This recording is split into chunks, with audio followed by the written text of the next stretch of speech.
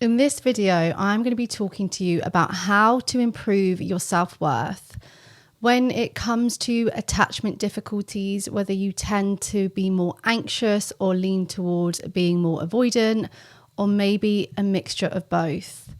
People who fall into these patterns tend to really struggle with their self-worth, believing that you're enough, knowing that you are lovable. And so when it comes to becoming more secure, one of the first ways and one of the best ways to do this is to start to work on your self-worth. So stay tuned until the end of this video because I'm going to be giving you 5 tips on how you can get started today. But before that, let me introduce myself. I'm Carly Ann. I am an attachment and trauma-informed coach, and I'm the founder of the Attachment Recovery Gym.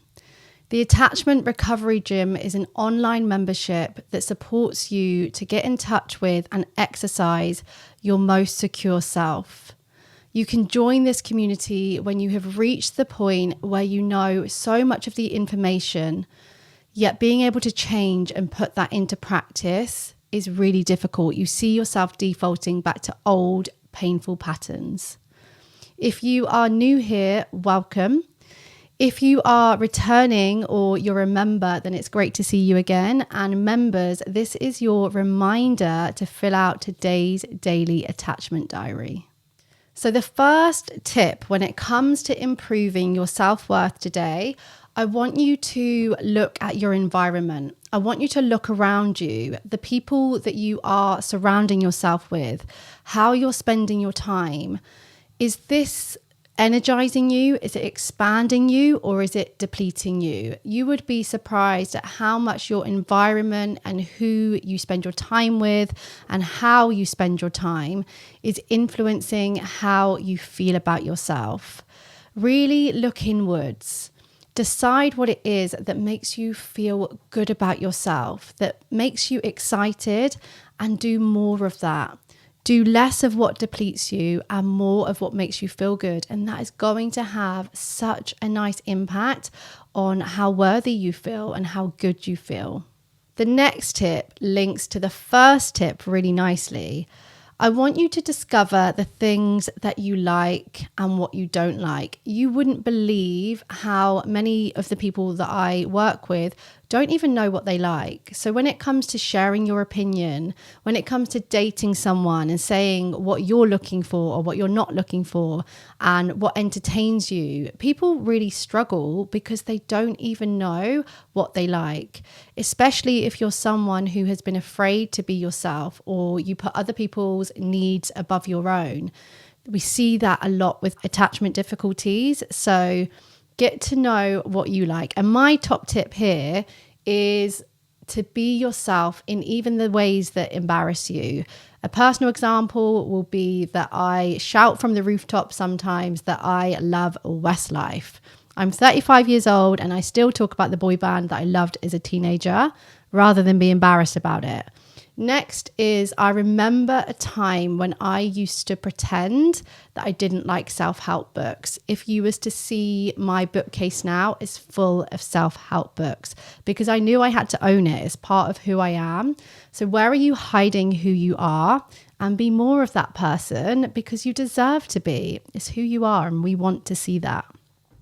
Before I give you the next tip, I just want to take a minute and ask you to like this video and subscribe to this channel. This is how YouTube spreads it out to the people that need it, to the other people that are also feeling the pain of struggling with their self-worth. So to reach the people just like you and just like me, I would love it if you would take a moment to like and subscribe.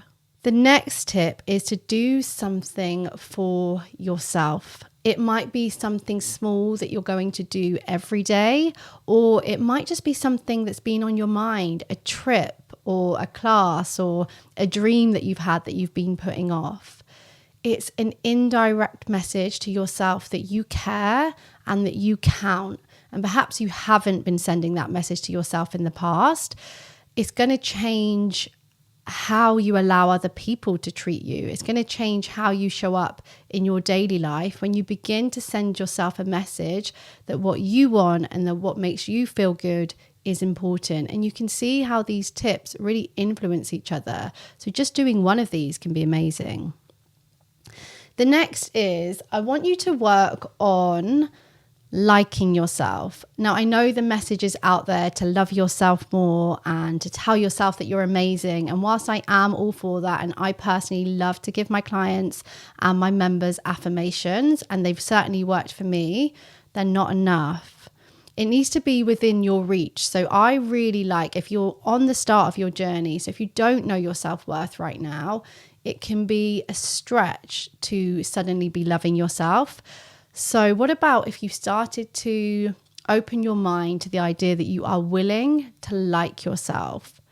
And then you have to ask yourself the question, if I was going to like myself, what would I need to change? How do I need to show up? Because we do need to also trust in ourselves and like who we're being, like be aligned in that way. So one is to open your mind to liking yourself, and a sort of next part of that is, are you being someone that you like? And don't be too harsh on yourself. Let yourself answer that, not your inner critic. Finally, the fifth tip is that I want you to think about considering what it means to be respected by yourself and by others. If you can find some time to get still and really think about, for you individually, what would it feel like if someone respected you? What would it look like if you respected yourself? You do have the answers to that. I really, truly believe if you get still with yourself, if you create that space, and this is actually what we do in the membership, we create these spaces where we take the time out to actually ask ourselves these questions, because we can find it difficult to stick to it by ourselves, right? So what does it mean? What would it look like in your life if suddenly you felt like people were respecting you? You might find that it's like, well, actually, my partner would be communicating with me more, or my friend would stop borrowing money from me. Feel it in your gut. Where is it that you feel like you want to be respected more? And then it's about you starting to take responsibility and setting that boundary. And you can start small. You can absolutely start small with whatever that looks like for you. I hope that those 5 tips are useful for you. Start with one of them. You don't have to overwhelm yourself. That's particularly important for this community. If this video has spoken to you today, then I do want to take another moment to talk to you about the Attachment Recovery Gym.